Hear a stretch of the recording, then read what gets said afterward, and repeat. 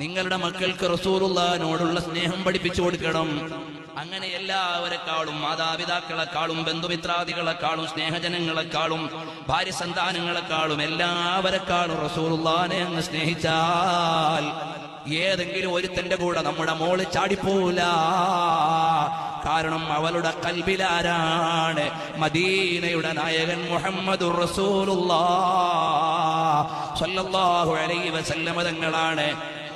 റസൂലുള്ളാഹിനെ നന്നായി അങ്ങ് സ്നേഹിച്ചോ മോളെ. എന്തു രസമാണ്! നീ ലോകത്തെ ഏത് പുരുഷനെ സ്നേഹിച്ചാലും നിന്റെ പ്രതിസന്ധി ഘട്ടത്തിൽ വേണ്ട പോലെ അവൻ കൂടെ ഉണ്ടാവില്ല.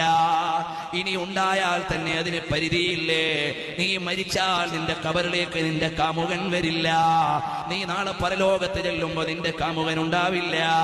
അതേ സമയത്ത് ഇരിപ്പിലും നടപ്പിലും കിടപ്പിലും ഉറക്കിലും ചലനത്തിലും ഏകാന്തതയിലും എല്ലായിടത്തും കൂടെ വരാൻ പറ്റുന്ന നേതാവാരാണ്?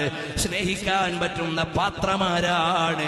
ഹബീബി വമലാദി വകസി വമശ്റബി വവിസാലി വആഖിദു യദി വമൻദറു റുയായ മുഹമ്മദുർ റസൂലുള്ളാഹ് സ്വല്ലല്ലാഹു അലൈഹി വസല്ലം തങ്ങളാണ്. മോനെ ഒന്ന് സ്നേഹിച്ചു നോക്ക് മോനെ റസൂലുള്ളാഹിനെ. ചെറുപ്പക്കാരാ, നിന്റെ മനസ്സുകൊണ്ട് പോയി ഏതോ ഒരുത്തിക്ക് പണയം വെക്കണ്ട. എനിക്കൊരു കാമുകിയുണ്ട്, അവൾ ആരാണെന്നറിയുമോ? ഏറ്റവും നല്ല സൗന്ദര്യമുള്ളവളാണ്. അവൾ ആരാണെന്നറിയുമോ? എന്റെ എല്ലാ ദുഃഖത്തിലും എന്റെ സന്തോഷത്തിലും പങ്കാളിയാണ് എന്ന് സാധാരണ നമ്മൾ പറയാറില്ലേ? എന്നാൽ ആ നിലക്കല്ല, അതിനേക്കാൾ ഉയർന്ന പ്രേമം ലഭിക്കേണ്ട നേതാവാരാണ്?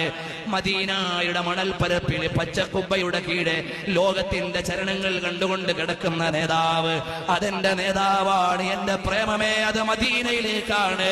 എന്റെ സ്നേഹമേ അത് മദീനയുടെ മണൽപ്പരപ്പിലേക്കാണ്. എന്റെ അനുരാഗമേ അതിന് മദീനയെ അറിയുകയുള്ളൂ. എന്റെ ഹൃദയത്തിന്റെ പ്രണയ ബിന്ദുക്കളെ അതിന് പോകാൻ മദീനയേ ഉള്ളൂ.